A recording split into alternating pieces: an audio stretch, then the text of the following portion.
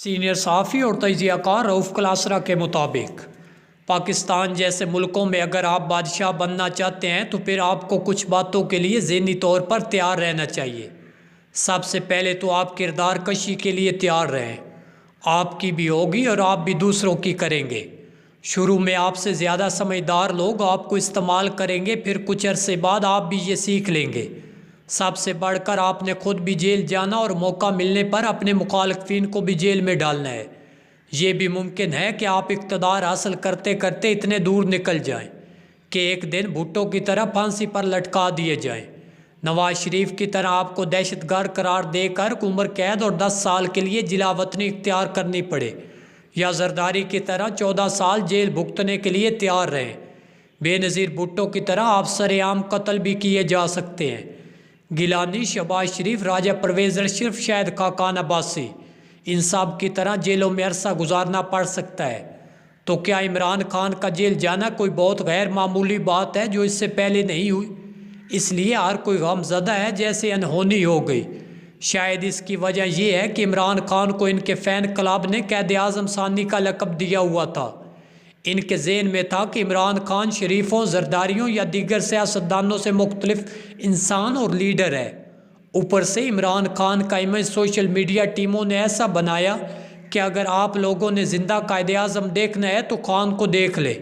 عمران خان کی تصویریں photo shop کر کے قائد اعظم سے ملتی جلتی بنا کر سوشل میڈیا پر پھیلائی گئی تاکہ لوگوں کے ذہنوں میں بٹھایا جائے کہ قائد اعظم نے پاکستان بنایا تھا، عمران خان پاکستان بچائے گا۔ قائد اعظم جیل نہ گئے جبکہ ان کے حریف گاندھی جی اور نہرو صاحب کا جیلوں میں آنا جانا لگا رہا۔ اس لیے سب کا خیال تھا کہ خان بھی قائد کی طرح کبھی جیل نہیں جائے گا۔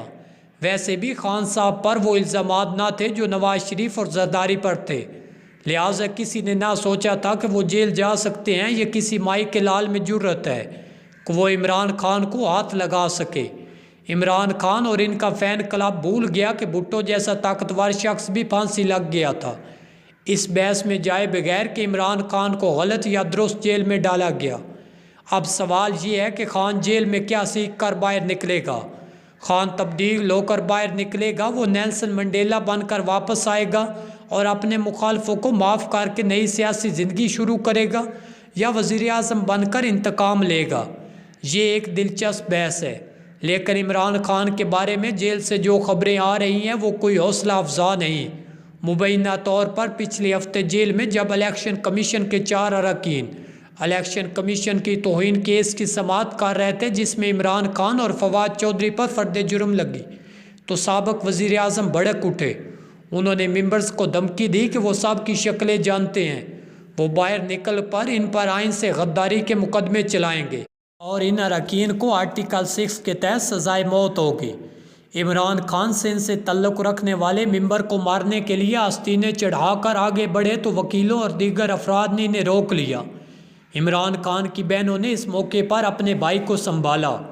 عمران خان کے بارے بتایا گیا کہ انہوں نے ممبرز کو گالیاں بھی دی۔ اس واقعے سے کیا ثابت ہوتا ہے؟ یقیناً عمران خان منڈیلا بن کر باہر نہیں آئے گا۔ انہیں موقع ملا تو وہ بنگلہ دیش کی حسینہ واجد کی طرح وزیر اعظم بن کر اپنے مخالفوں کے ساتھ سکور سیٹل کرے گا۔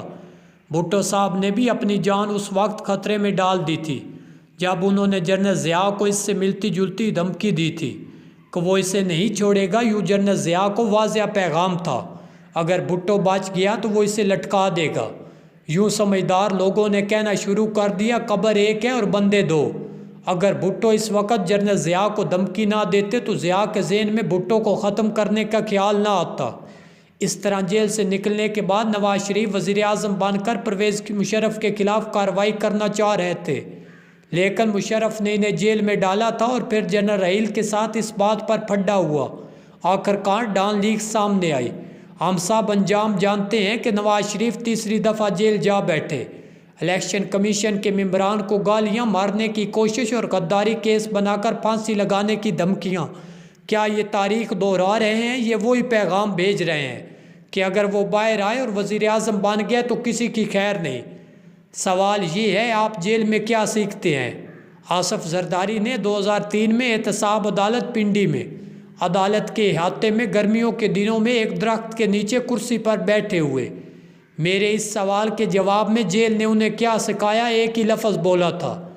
جیل نے انہیں صبر سکھایا ہے۔ اپنی بات کی وضاحت کرتے ہوئے انہوں نے کہا کہ شروع میں بندہ خود کو فن خاں سمجھتا ہے، وہ ملک کا صدر، وزیر اعظم یا وزیر اعظم کا خامند ہے، جیل اور عملے کو اپنا ملازم، لیکن کچھ عرصے بعد پتہ چلتا ہے وہ تو پوری جیل کا عملہ چھوڑے ایک سپاہی کے رحم و کرم پر ہے جو سیل کے بعد ڈیوٹی پر ہے۔ وہ چاہے تو اسے سکون سے سونے دے، ورنہ آتے جاتے سلاخوں پر اپنا ڈنڈا مار کر آواز پیدا کرتا جائے، بوٹ زمین پر زور سے مارتا جائے یا زور سے کھانس دے، بتی نہ بجھائے تو آپ اس کا کیا بگاڑ لیں گے؟ جیل آپ کو سمجھوتے کرنے پر مجبور کر دیتی ہے، چاہے آپ کتنی بڑی توپ چیز ہی کیوں نہ ہو۔ سب سے پہلا سمجھوتا آپ سیل کے باہر موجود سپاہی سے کرتے ہیں اور اس کی اتھارٹی کو مان کر جیل کے دن گزارنے کا فن سیکھتے ہیں۔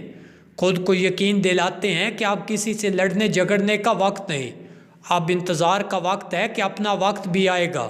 اگر دیکھا جائے جنہوں نے جیل میں رہ کر صبر کرنا سیکھا وہ اقتدار میں واپس آئے۔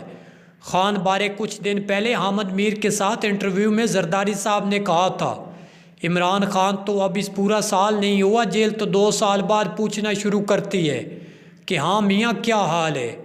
وہی ہوا کہ عمران خان اب ہر طرف سے مایوس ہونے کے بعد غصے اور ڈپریشن کا شکار ہو رہے ہیں، اور الیکشن کمیشن اراکین کو دھمکیاں، گالیاں اور وزیر اعظم بن کر ان پر آئین سے غداری کے مقدمات چلا کر سزائے موت یا عمر قید دلانے کی دھمکیاں ان کا مائنڈ سیٹ واضح کر رہی ہیں۔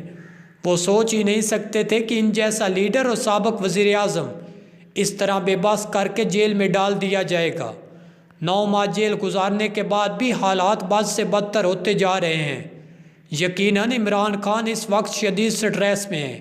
انہیں اس وقت آصف زرداری سے ایک ہی بات سیکھنے کی ضرورت ہے۔ سب سے پہلے وہ اپنے سیل کے باہر سپاہی کے ساتھ وقت گزارنا سیکھے۔ وہ کہتے ہیں اچھی چیزیں ان لوگوں کو ملتی ہیں جو انتظار کرتے ہیں، صبر کرتے ہیں۔ خان کے پاس اللہ کے دیا سب کچھ تھا، لیکن جب صبر بانٹا جا رہا تھا تو وہ اپنی بے صبری کے ہاتھوں مجبور ہو کر وہاں سے اٹھ کر چل دیے، اور آخرکار یہی بے صبری انہیں اڈیالہ جیل تک لے گئی۔ اب تمام لیڈر آپ جن کو بھی دیکھ لیں وہ جیلوں میں جا کر کیا سیکھتے ہیں؟ جیل سب سے بڑی استاد ہوتی ہے، اور وہ استاد یہی سکھاتی ہے کہ آپ انسان نے زندگی میں صبر کیسے کرنا ہے۔ ایک سپاہی سے لے کر سپریڈینٹ تک، اور سپریڈینٹ سے لے کر وزیر اعظم کی کرسی تک، صبر وہ انگلی ہوتی ہے جسے اگر پکڑ کر آپ چلتے جائیں تو یہ آپ کو اس مقام پر لے جاتی ہے جس کا آپ سوچ بھی نہیں سکتے۔